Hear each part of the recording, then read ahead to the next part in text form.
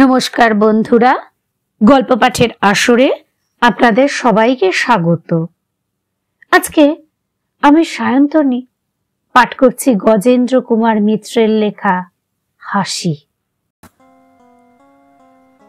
আর যাই হোক, ডাক্তার রায়ের এই হাসিটার জন্য কেউই প্রস্তুত ছিল না। এরকম নিদারুণ সংবাদেও মানুষ হাসে। মর্মন্তুদ শোকাবহ ঘটনার সামনে দাঁড়িয়েও একরকমের হাসি ফোটে মানুষের মুখে, কিন্তু তাকে ঠিক হাসি বলা চলে না। সে হাসি কান্নার চেয়েও করুণ। এ হাসি তার নয়, এ অপ্রতিভ হাসি, ঈষৎ কৌতুক মেশানো। বন্ধু বান্ধবের সঙ্গে বাজি রেখে সদ্য সদ্য হেরে গেলে যেমন মানুষ হাসে, ঈষৎ লজ্জা, ঈষৎ কৌতুকে মেশা বোকা বোকা ধরনের হাসি। এও কতটা তাই। অবাক হয়ে গেল সবাই। অবাক হয়ে গেল গৌতম। তার এই দুঃসহ দুঃখ কয়েক মুহূর্তের জন্য ভুলে গেল এই বিস্ময়ের আঘাতে। খুব একটা শোচনীয় ঘটনার খবর পেলে, একসঙ্গে একাধিক প্রিয় ব্যক্তির মৃত্যু ঘটলে মানুষ সাময়িকভাবে পাগল হয়ে যায় কখনো কখনো। কিন্তু তা বলে সঞ্জীবন রায়ের মতো লোকও, তাও কি সম্ভব? ওর মতো একজন বিচক্ষণ চিকিৎসক ভারত জোড়া তো বটেই, সুদূর ইউরোপ আমেরিকাতেও যার এত নাম, যিনি বিলেতে আগাগোড়া পড়ে ডাক্তারি পাশ করেছেন, আবার সেখানে হাসপাতালে চাকরি ও রিসার্চ করে সর্বোচ্চ ডিগ্রি নিয়ে ফিরে এসেছেন, তিনিও একটা মৃত্যু সংবাদে এত দূর বিচলিত হবেন? এই যে অবিশ্বাস্য ব্যাপার। কত মৃত্যুই তো তিনি দেখেছেন। দুর্ঘটনায় মৃত্যু দেখাও নতুন কিছু নয়।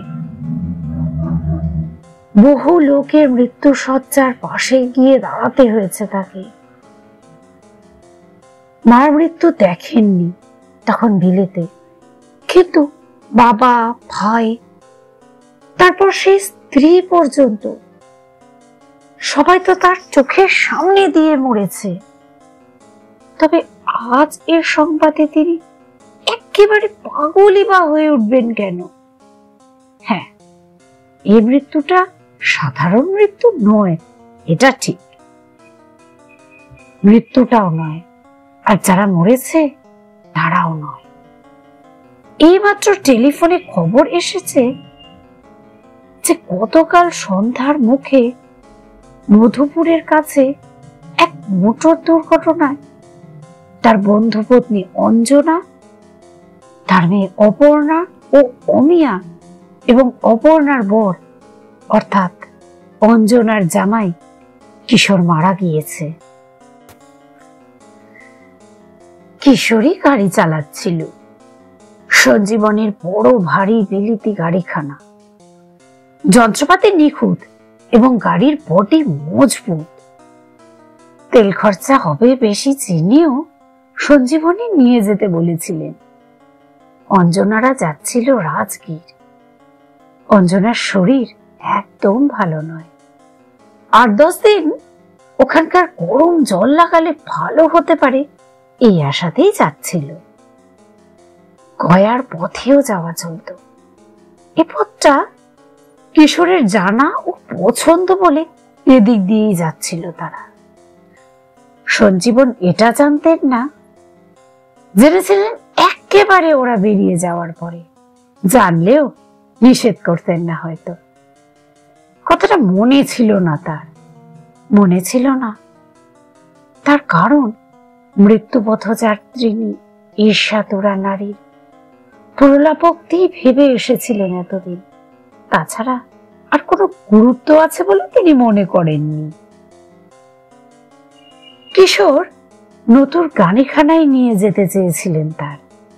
ওখানে গিয়ে পাহাড়ে ঘুরে বেড়াবে। এদিক ওদিক পাটনা গয়া এইসব করবে। ভারী গাড়িতে বেশি তেল পুড়িয়ে লাভ কি? কিন্তু সঞ্জীবনী জোর করে এই গাড়ির ব্যবস্থা করে দিয়েছিলেন, ওই যুক্তিই দেখিয়েছিলেন। যাক, পথ অ্যাক্সিডেন্টে তো লেগেই আছে।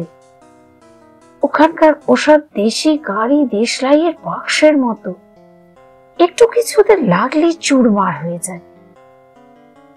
তুমি বড় গাড়িটাই নিয়ে যাও, ধাক্কা টাক্কা লাগলেও সহজে এ গাড়ির কিছু হবে না। সাধারণ কোনো গাড়ির সঙ্গে লাগলে সেই গাড়িই যাবে, বরং তেল একটু বেশি খরচা হবে, কিন্তু কি আর করা যাবে বলো? খরচা বেশি হলে তারই হবে, ওদের তো কোনো ক্ষতিবৃদ্ধি নেই। স্বাভাবিক সংকোচে সে কথাটা আর বলতে পারলেন না।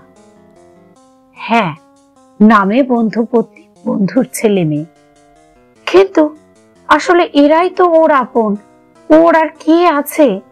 নিঃসন্তান বিপত্নিক সঞ্জীবন রায়, এদেরই আশ্রয় করেছিলেন এতকাল।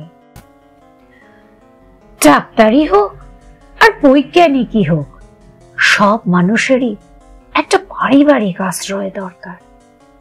সব পুরুষই খোঁজে, বিশেষ করে সে যদি কর্মী কৃতি পুরুষ হয়। এমন দু চারটি আত্মার আত্মীয় যাদের কাছে আছে, সে নিতান্ত অসহায়, যাদের ইচ্ছার অধীন সে, যারা তার কাছে আবদার করবে, জোর খাটাবে, ধমক দেবে। স্নেহের প্রশ্রয়ে যারা মাথায় উঠে থাকবে, এই মাথায় রেখে ধমক খেয়ে তার সুখ, হার মেনে তার আনন্দ। বাইরে যে যত প্রবল কঠিন, ঘরে সে ততই দুর্বল নমনীয়। এই দুর্বলতা তার শখে সাধে। সেই ঘর যদি নিজের না থাকে, অন্যভাবে সৃষ্টি করতে হয়, কিন্তু এটা তার চাই। বিরাট রাজনৈতিক নেতা, ব্রতধারী তপস্বীর মতো নিশিদিন মান, যিনি মানব সেবায় সাধনায় রত, তিনিও একটি রমণীর কটাক্ষে উঠতে বসতে পেরে নিজেকে ধন্য মনে করেন। একটি শিশুর আবদারে বিব্রত হতে পেলে কৃতার্থ হয়ে যান। সঞ্জীবন রায়ও এর ব্যতিক্রম নন। বন্ধু নির্মল দত্তের মৃত্যু শয্যার পাশে প্রথম তিনি অঞ্জনাকে দেখেন। এমন কিছু রূপসী নন যে বিশেষ হাহাকার করে কাঁদছে, যে সেই সদ্য বিধবার দিকে ভালো করে তাকাতেও ইচ্ছে হয়নি তার। প্রথম তিনি আকৃষ্ট হয়েছিলেন এই ফুটফুটে ছেলে মেয়েগুলোর দিকে। তখন তার 5-6 বছর বিয়ে হয়েছে মাত্র। ছেলে মেয়ে হওয়ার সম্ভাবনা একেবারে লোপ পেয়ে যায়নি, তবু অন্তরে যেন একটা শূন্যতা বোধ জেগেছিল তখন। সেই জন্যই আরো যেন ভালো লেগেছিল এদের। অপর্ণা, অমিয়া আর এই গৌতম খুব ছোট ছোট তখন ওরা। সে বয়সে এমনি সকলকে সুন্দর দেখায়, ওরা তো সত্যি সত্যি সুন্দর দেখতে। ওদের দিকে চেয়ে যেন চোখ ফেরাতে পারেননি ডাক্তার রায়। ওদের টানে তিনি যাতায়াত শুরু করেছিলেন ওদের বাড়ি। নির্মল একেবারে নিঃস্ব ছিল না, যা রেখে গিয়েছিল এদের উপবাস থেকে রক্ষা করবার জন্য যথেষ্ট।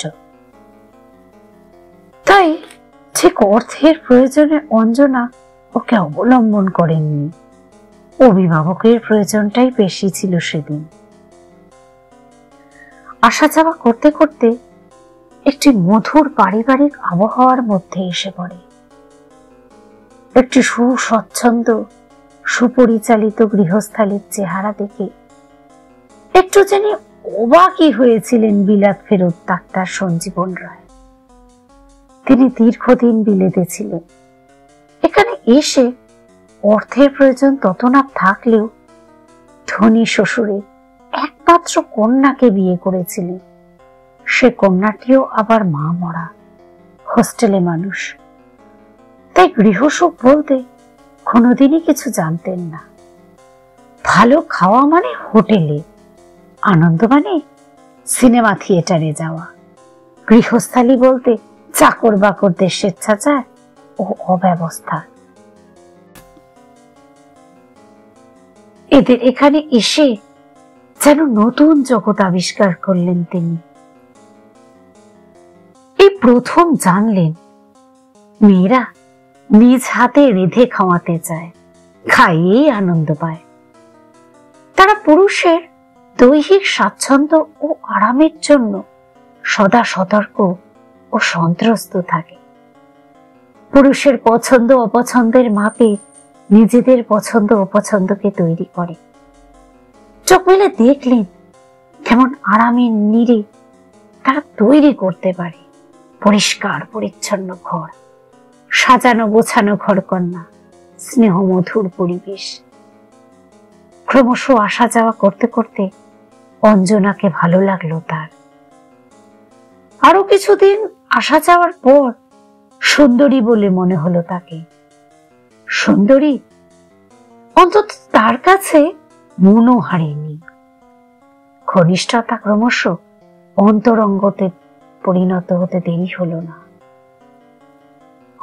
উপকারী বন্ধুর প্রতি শ্রদ্ধা একটু একটু করে প্রেমে পরিণত হলো অঞ্জনার মনেও। সঞ্জীবন এ পরিবারের যথার্থ অভিভাবক হয়ে উঠলেন। তারই টাকায় মেয়েরা কনভেন্টে পড়ে মানুষ হলো। ছেলে প্রথম শ্রেণীর স্কুল কলেজে শিক্ষা লাভ করলো। ভালো ভালো মাস্টার রাখা হলো। ওদের জন্য দামি দামি জামা কাপড় আসতে লাগলো। ইতিমধ্যে সঞ্জীবনের স্ত্রী বিয়োগ হতে একটু চক্ষু লজ্জায় বাধা বা ন্যায় নীতি বিবেকের বাধা থাকতে পারত, সেটুকুও অপসারিত হলো। যদিও ওদের বাড়িতে গিয়ে ওঠেনি আজ পর্যন্ত, তবু ওর আসল বাড়ি যে কোনটা তা তার বন্ধু বান্ধব, আত্মীয় স্বজন, কর্মচারী, এমনকি নিয়মিত যাতায়াতকারী রোগীদের জানতেও বাকি ছিল না। সেই পরিবারের বলতে গেলে তার নিজেরই পরিবারের প্রায় সব কটি লোক মারা গেল একসঙ্গে একটি মাত্র দুর্ঘটনায়। সে খবরে ভেঙে না পড়ুন, অন্তত হতভম্ব স্তম্ভিত হয়ে যাবেন কিছুকালের জন্য, এইটাই ভেবেছিল সকলে। গৌতম সে নিজের শোকে বিহ্বল হয়ে পড়লেও একেবারে জ্ঞান হারায়নি। সেও সুখের দিকে চেয়েছিল। ওর প্রথমটা একেবারে ছাইয়ের মতো রক্তশূন্য হয়ে গিয়েছিল সঞ্জীবনের মুখ। যেমন সবাই আশা করেছিল, থরথর করে কথা কইবার বৃথা চেষ্টায় কেঁপেছিল ঠোঁট দুটো। নিঃশব্দে বসে পড়েছিলেন চেয়ারে, কিন্তু তারপরে ওই বিচিত্র হাসি ফুটে উঠেছিল মুখে। চোখের জলের জন্য যারা প্রস্তুত, মুখে ওই হাসি দেখে চমকে উঠবে বই কি তারা। যেন এতখানি শোকের মতো কিছুই হয়নি, কাঁদবার মতো তো নয়। শুধু বন্ধুতে বন্ধুতে বাজি রেখে হিরে গেছেন ডাক্তার রায়। তাই ঈষৎ বোকা বোকা অপ্রতিভের হাসি হাসছে। অসহিষ্ণু গৌতম আর অপেক্ষা করতে পারে না, অসহিষ্ণুতা চাপারও চেষ্টা করে না। বলে ওঠে, তুমি তুমি ওখানে যাবে তো, নাকি আমি রওনা হয়ে যাব? কিন্তু গাড়ি তো আমি এখন চালাতে পারবো না। তুমি কি ড্রাইভার একজনকে স্পেয়ার করতে পারবে? চমকে ওঠেন ডাক্তার রায়। যেন অকস্মাৎ কোন অবাস্তব কল্পনা ও চিন্তায় গোড়া জগৎ থেকে মাটির পৃথিবীতে নেমে আসেন। ব্যাকুল হয়ে ওঠেন সঙ্গে সঙ্গে। অসহায় বিহ্বল ভাবে ওর দিকে চেয়ে বলেন, ড্রাইভার? গাড়ি? কি গাড়ি? তারপরে সচেতন ও সচকিত হয়ে ওঠেন। যেন না না, আমিই যাব, বই কি আমিই যাব। খোকা, একটা কথা বলছি বাবা, তুই বরং থাক এখানে, আমি একাই যাই। তোর মনের অবস্থা ভালো না, সে দৃশ্য তুই সহ্য করতে পারবি না। আর সব তো এখানেই নিয়ে আসছি, তুই গিয়ে আর কি করবি? কি বলছো কাকু, তোমার মাথা খারাপ হয়ে গেছে দেখছি এই শখে। বেশ একটু ধমক দিয়েই ওঠে গৌতম। এই খবর শুনবার পরেও আমি চুপ করে বসে থাকবো এখানে? একথা তুমি ভাবতে পারলে কেমন করে? তোমার চেয়ে আঘাত আমার কম লেগেছে একথা মনে করার কোনো কারণ আছে কি? হাজার হোক আমার মা, আমার নিজের বোন। অকারণে কেমন যেন রূঢ় হয়ে ওঠে গৌতম। আবারও বলে, তোমার অসুবিধা তাকে বলো, আমি একটা ট্যাক্সি নিয়ে চলে যাচ্ছি। আবারও হেসে ওঠেন সঞ্জীবন রায়, অস্ফুট কণ্ঠে যেন স্বগত বলে ওঠেন, ফ্যাটালিটি। তারপর গৌতমের মুখের দিকে কেমন এক রকমের বিচিত্র স্নিগ্ধ দৃষ্টিতে চেয়ে বলেন, আমি যে তোমাদের পর কোন রক্তের সম্বন্ধ নেই তা জানি খোকা, এত রুডলি মনে না করিয়ে দিলেও পারতে। ঠিক আছে চলো, আমি তো যাচ্ছি, আমার সঙ্গেই চলো। তবে আমার ঘন্টাখানেক দেরি হবে অন্তত, আমার এখানে কিছু জরুরি কাজ ছেড়ে যেতে হবে। যেসব ক্রিটিক্যাল কেস আছে সেগুলোরও একটা ব্যবস্থা করা দরকার। বেশ সহজভাবেই বলেন কথাগুলি, যেন মনে হয় ইতিমধ্যে খানিকটা সামলে নিয়েছেন নিজেকে। ফলে আবারও একবার অবাক হয় গৌতম। তবে কি ওরা যা ভাবতো, যা জানতো, যা সে শৈশব জেনে এসেছে, তা ঠিক নয়? সত্যি সত্যি এমন কোনো গভীর স্নেহ নেই সঞ্জীবন রায়ের মনে তাদের সম্বন্ধে? নাকি ডাক্তাররা বহু মৃত্যুর পরোক্ষ কারণ হয়ে এমনি কঠিন হয়ে যায়? কিন্তু সে যতই শোকার্ত আর অস্থির হোক, কোনো উপায় ছিল না অপেক্ষা করা ছাড়া। সে নিদারুণ নিরুপায় চোখ মেলে বসে বসে দেখতে লাগলো। একটার পর একটা টেলিফোন করে যেতে লাগলেন সঞ্জীবন রায়। প্রথমেই ডাকলেন তার দুই বন্ধু ডাক্তারকে। তারা দুজনে যদিও রোগীদের একটু সামলাতে পারে কদিন, সকালে 1 ঘন্টা আর বিকেলে 1 ঘন্টা অন্তত পক্ষে। আর এখনই যদি একবার কেউ চলে আসতে পারেন, নিচে 1 ঘর রোগী অপেক্ষা করছে। ওর এখন আর রোগী দেখবার মতো মানসিক অবস্থা নেই, কারণ সে পরে বলবেন তিনি। এরপর ডাকলেন তার বন্ধু কন্ট্রাক্টরকে। বাড়ির এই পশ্চিমের অংশটা সম্প্রতি বাড়িয়েছেন তিনি, সে বাবদ 1000 কতক টাকা এখনো পাওনা তার। তিনি ফোন করে জানিয়ে দিলেন যে সম্পূর্ণ টাকার চেক রেখা রইল মোহনের কাছে, যেন অতি অবশ্য আজই এসে নিয়ে যায়। না না, যখন খুশি নিলে চলবে না বলেই এই 7 সকালে ফোন করেছেন তিনি। ঠিক যেন আসে। সবশেষে ডাকলেন অ্যাটর্নি বন্ধু গাঙ্গুলিকে। বললেন, উইলটা একটু পাল্টাতে হবে গাঙ্গুলি, খবর শুনেছ তো? শোনোনি? মধুপুরের কাছে একটা অ্যাক্সিডেন্ট হয়ে এ উইলের প্রিন্সিপাল লিগ্যালিটি তারা সকলেই প্রায় মারা গেছে। হ্যাঁ হ্যাঁ, সে খবর পরে শুনো, কাগজেও দেখতে পাবে নিশ্চয়ই কাল। এখন কাজের কথা শুনে নাও, আমার সময় এখন খুব কম, এক্ষুনি রওনা দিতে হবে। যাবার আগে নতুন উইলে সই করে যেতে চাই। গৌতম এখনো বেঁচে আছে, নির্মল দত্তের ছেলে গৌতম দত্ত। যদি সে আমাকে সারভাইভ করে তো কথাই নেই, সেই সব পাবে, মানে ওদের যা পাবার কথা ছিল। আর যদি আনফরচুনেটলি অন্যরকম হয়, আমার কর্মচারী চাকর বাকরদের প্রাপ্য দিয়ে যা থাকবে সবটাই চ্যারিটিতে যাবে। না না, অত ডিটেল বলবার সময় নেই। তোমাকে আমি বিশ্বাস করি, তুমি যা ভালো বোঝো, যেভাবে দিতে চাও দিয়ে দাও, অ্যাজ ইউ থিঙ্ক ফিট। শুধু দেখো এর কোনোটার সঙ্গে অঞ্জনার নামটা জড়িয়ে রাখা যায় কিনা, সামহাউ, যাতে তার মেমোরিটা সামান্য কিছুদিন জিয়ে রাখা যায়। পাগল নাকি? খসড়া টসড়া পড়ার সময় নেই আমার, তুমি একেবারে রেডি করে রেখো।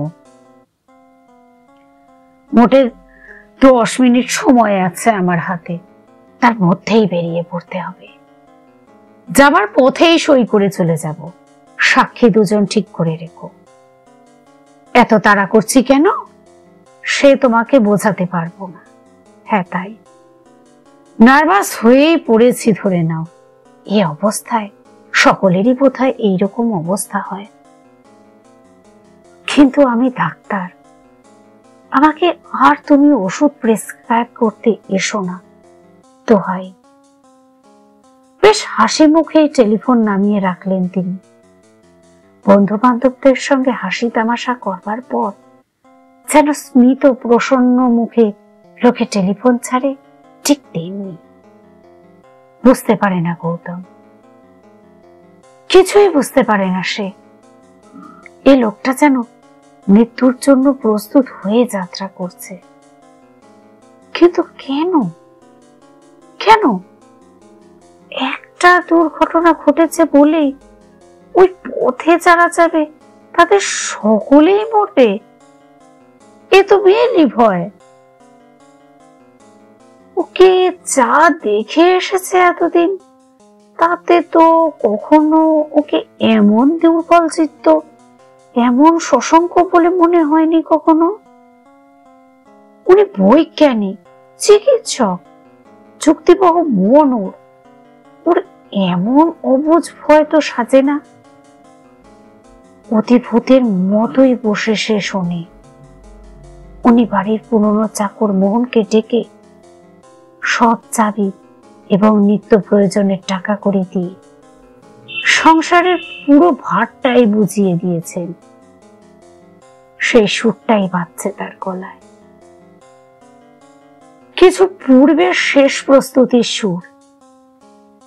বলছেন, শোন, আর যদি না ফিরি অধীর হোস নে, তোর ওপরই সব ভার রইল, মনে রাখিস। এ বাড়ি ছেড়ে কোথাও যাসনি, গাঙ্গুলি বাবুকে বলা আছে, সব ব্যবস্থা করে দেবে, তোর কোনো অভাব থাকবে না, আর কোথাও খেটে খেতে হবে না। তুই যতদিন বাঁচবি এই বাড়ি ঘরখানা তোরই থাকবে, কেউ তোকে সরাতে পারবে না। হাউ মাউ করে কেঁদে ওঠে মন। এসব কি বলছো বাবু? এসব কি অলক্ষণে কথা? কি এমন হয়েছে যে তোমাকেও বিদায় নিয়ে যেতে হবে এমনি করে? ওদেশে ছিল এমন ঘটনা ঘটে গেছে, এখনো তো খোকা বাবু রয়েছে, ওকে দেখে ওর মুখ চেয়ে মুখ বাঁধো, এমন তোর ভেঙে পড়লে চলবে কেন? এসব কি আর অনিত্য হয়? গৌতম এবার কথা না কয়ে পারে না। খুবই শোকের মধ্যেও এটা যেন অসহ্য মনে হয় তার। বলে, তুমি মিছিমিছি করে খানিকটা সময় নষ্ট করলে কাকু। তোমার মধ্যে একটা বৈজ্ঞানিক মন আছে জানতুম, এখন দেখছি তুমি মেয়ে ছেলেরও অথম। ছি, একটা অ্যাক্সিডেন্ট হয়েছে বলে ও পথে যত গাড়ি যাবে সবগুলো ভাঙবে না সবাই মরবে? এবারও একবার হাসলেন সঞ্জীবন রায়। এবার আর অভিপ্রেতের হাসি নয়, ছেলে মানুষের নির্বুদ্ধিতা দেখলে যেমন প্রশ্রয়ের হাসি হাসেন গুরুজনরা, তেমনি ভাবেই হাসলেন তিনি। ছেলে মানুষ গৌতম, নিহাতি ছেলে মানুষ, ওর এখনো জ্ঞান বুদ্ধি হতে বেশ দেরি। খবরটা ওই বলেছে গৌতম, ট্রাঙ্ক কলে খবর দিয়েছে ওর এক বন্ধু, দুর্ঘটনার সম্পূর্ণ বিবরণ দিয়েছে সে। কাল সন্ধ্যার অনেক আগে ঘটনাটা ঘটেছে, দিনের আলোয় অনেকেই চোখে দেখেছে ঘটতে, প্রত্যক্ষদর্শীর বিবরণও পাওয়া গিয়েছে। সোজা রাস্তা দিয়ে আসছিল গাড়ি, উঁচু নিচু নয়, অনেকখানি, প্রায় 2-3 মাইল একেবারে সমতল রাস্তা। বহুদূর থেকেই দেখা যায় কি আসছে আর কি না আসছে। লরিটা যে আসছে তা দেখার কোনো অসুবিধাই ছিল না, রাস্তায় যথেষ্ট জায়গা ছিল, একেবারে ফাঁকা রাস্তা। লরির চালকও বেআইনি কিছু করেনি, সে বাদিক দিয়েই ঘেঁষে আসছিল। এদের গাড়ি যে চালাচ্ছিল সেই নাকি অন্ধের মতো উন্মত্তের মতো বেঁকে গিয়ে লরিটার উপরে গিয়ে পড়েছে।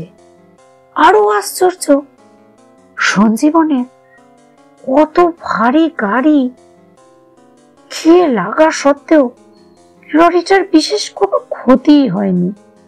এদের গাড়িটাই ধাক্কা খেয়ে ছিটকে গিয়ে একটা বড় গাছে লেগে চুরমার হয়ে গিয়েছে।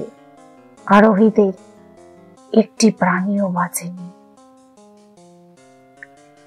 অথচ সঞ্জীবন জানেন গৌতমেরও অজানা নেই।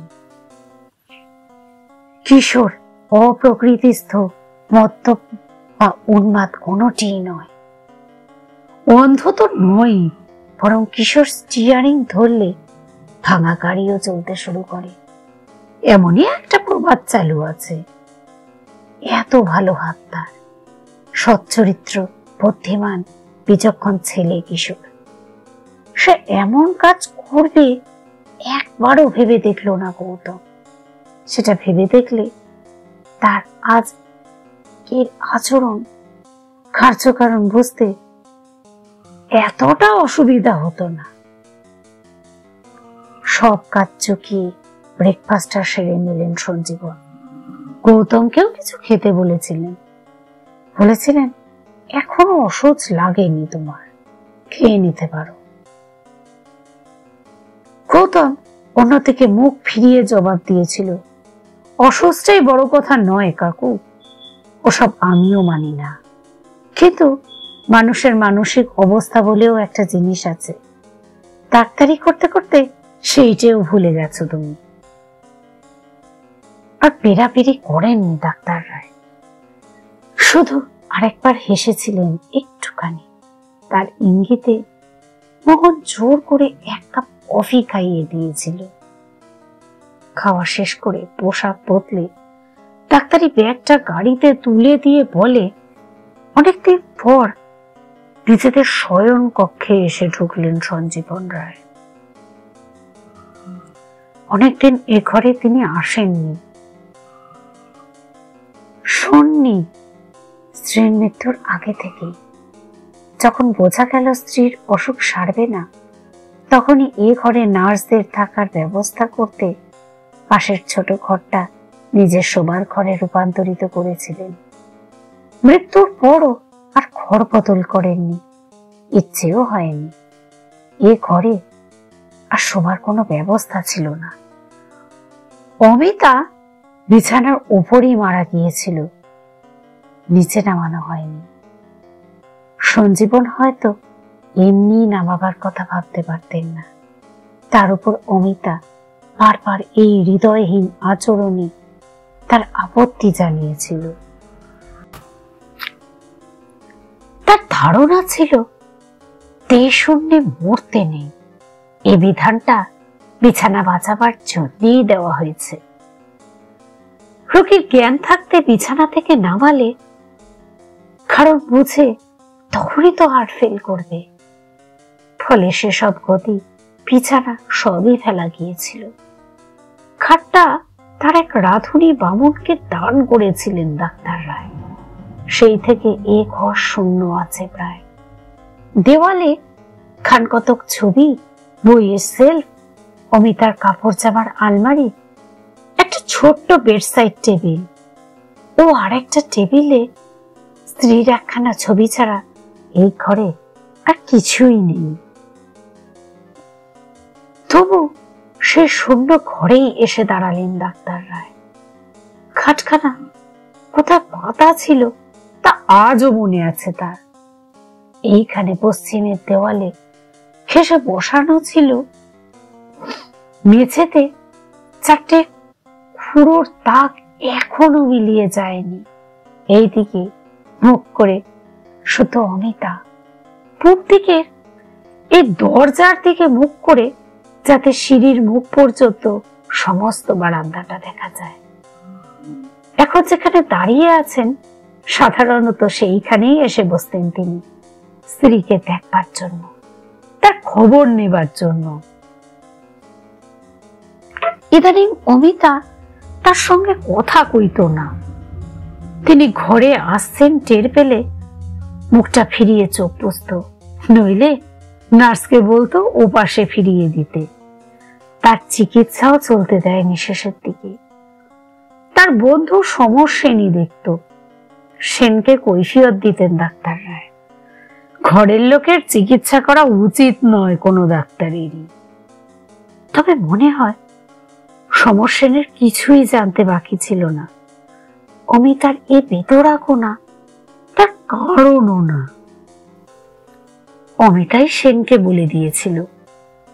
কারো কাছে গোপন করার চেষ্টা করত না সে। ইদানিং স্বামীকে অপদস্থ করার চেষ্টাটাই যেন তার একমাত্র সাধনা হয়ে দাঁড়িয়েছিল। কারণও ছিল অবশ্য। আজ আর অস্বীকার করবেন না সঞ্জীবন রায়।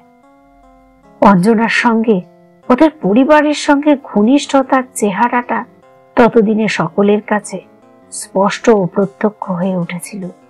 সে সংবাদ অমিতার রোগশয্যাতেও এসে পৌঁছতে কোনো বাধা পায়নি। প্রথম প্রথম ঝগড়া করত, কান্নাকাটি করত,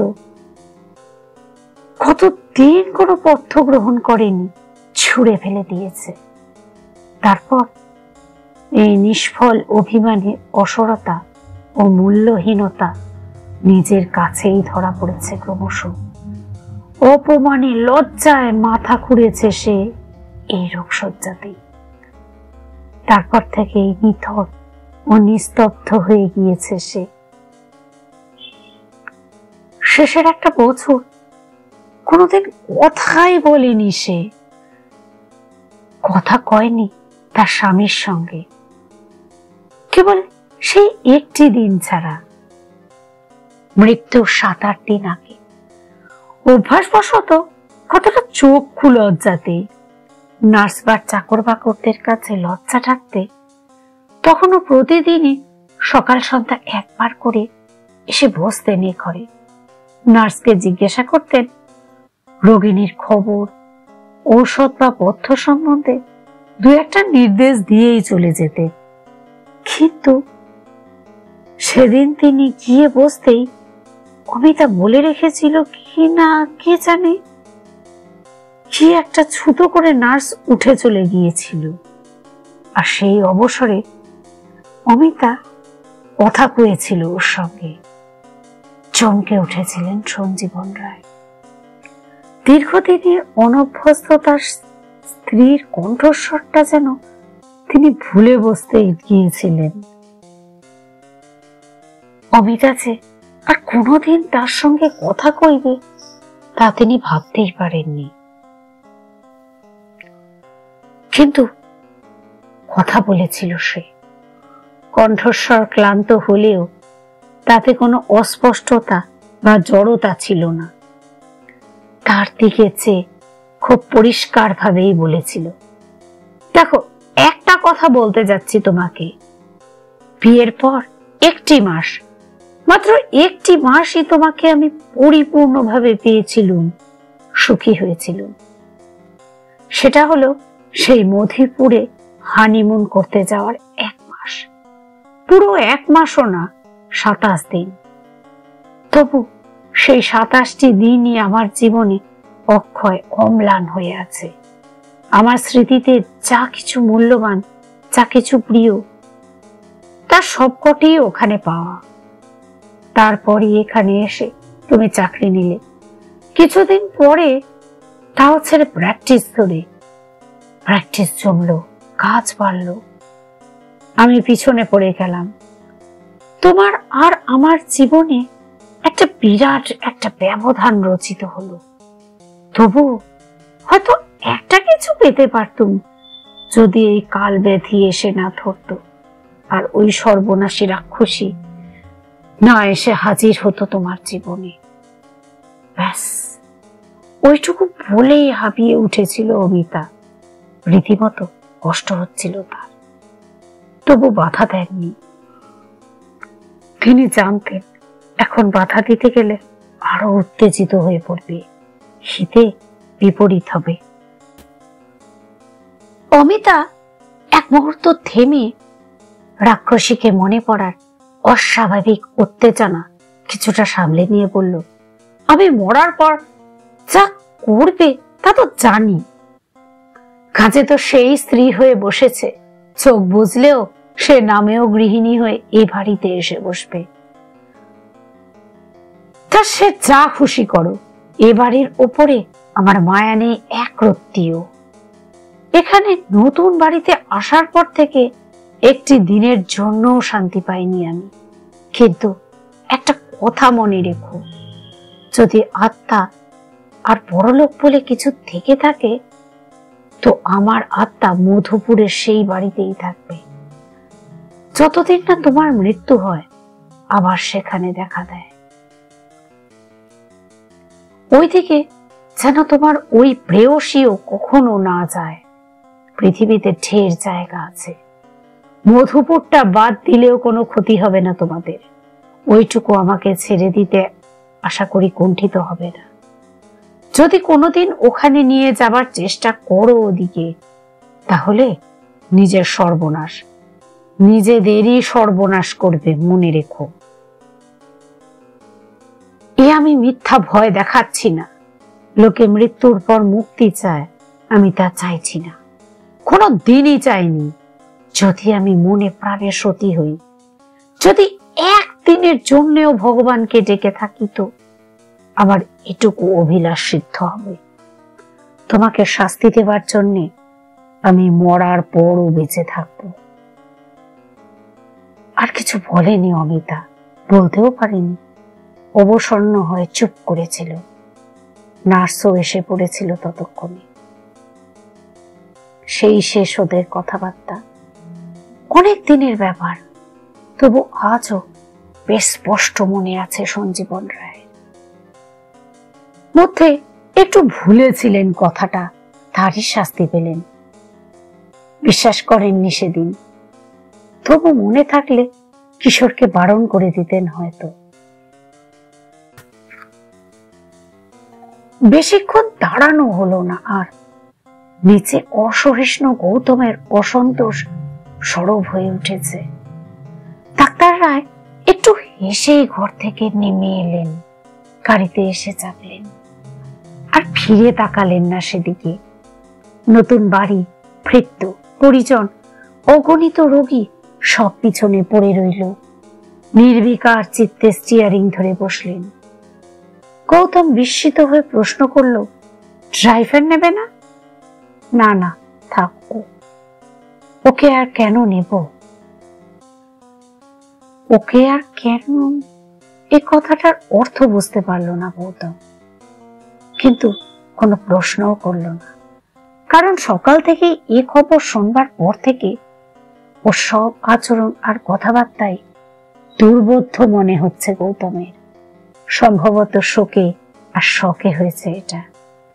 এত বড় বৈজ্ঞানিকও মনের ভারসাম্য হারিয়ে ফেলেছেন। এর পরের যা ইতিহাস, তা খবরের কাগজে ছাপা হয়েছিল। যারা নিয়মিত কাগজ পড়েন তাদের চোখ এড়াবার কথা নয়, লক্ষ্য করেছেন তারা নিশ্চয়ই। খবরটি সংক্ষেপে এই: মধুপুরের কাছে একটা মোটর দুর্ঘটনার খবর পেয়ে গতকাল নিহতদের আত্মীয় দুই ব্যক্তি আরেকটি গাড়ি করে দুর্ঘটনাস্থলের দিকে যাচ্ছিলেন। কাছাকাছি পৌঁছে ঘটনাস্থল থেকে মাত্র কয়েক গজ তফাতে গাড়িটি সবেগে গিয়ে একটা গাছে ধাক্কা লাগে এবং এ গাড়ির দুজন আরোহী মারা যান। আর তার মধ্যে কলকাতার একজন বিশিষ্ট চিকিৎসকও ছিলেন। বিস্ময়ের বিষয় এই যে তখন পথের অন্য কোনো গাড়ি বা জনপ্রাণী কিছুই ছিল না, অথচ পরিষ্কার দিবালোকেই গাড়িটা ডাইনে বেঁকে যেন গাছটা লক্ষ্য করেই ছুটে গেল, কতকটা আত্মহত্যার মতো করেই। এখানে উল্লেখ্য, ওই চিকিৎসকটি নিজেই গাড়ি চালাচ্ছিলেন। কি হয়েছিল, কেন এ কাজ করলেন সঞ্জীবন রায়, তা অবশ্য আর কোনোদিনই কেউ জানতে পারবে না, কারণ অপর লোকজন এসে পৌঁছবার বহু পূর্বেই তারা মারা গিয়েছেন। কোনো কথাই কাউকে বলে যাবার সুযোগ পাননি। তবে আমরা জানি বলতে চেয়েছিলেন ডাক্তার রায়, কি দেখেছিলেন, কেন গাড়ি এমন পাগলের মতো ঘুরিয়ে দিয়েছিলেন, সে কথাটা কাউকে অন্তত বলে যাবার জন্য আকুলি বিকুলি করেছিল তার মন। দুর্ঘটনার পূর্বে যে 4-5 মুহূর্ত বেঁচেছিলেন, সেই সময়টায় তিনি যে ঠিকই বুঝেছিলেন তার যে অনুমানে বিন্দু মাত্র ভুল হয়নি, সেই কথাটাই জানিয়ে যেতে চেয়েছিলেন। সর্বনাশের সামনে দাঁড়িয়েও এইটুকু বিজয় গর্বের লোভ ছাড়তে পারেননি। তিনি দেখেছিলেন পরিষ্কার দিনের আলোয় স্বাভাবিকভাবে পরিচিত মানুষকে যেমন দেখে রাস্তার ঠিক মাঝখানে গাড়ির একেবারে সামনে দাঁড়িয়ে তার দিকে চেয়ে একটা চ্যালেঞ্জের ও বিদ্রুপের হাসি হাসছে তার স্ত্রী অমিতা। তাকে বাঁচাতে অমন করে দিক বিদিক জ্ঞান শূন্য হয়ে গাড়ি ঘুরিয়ে দিয়েছিলেন। সে কায়া না ছায়া না কল্পনা, ও তো হিসেবের সময় পাননি।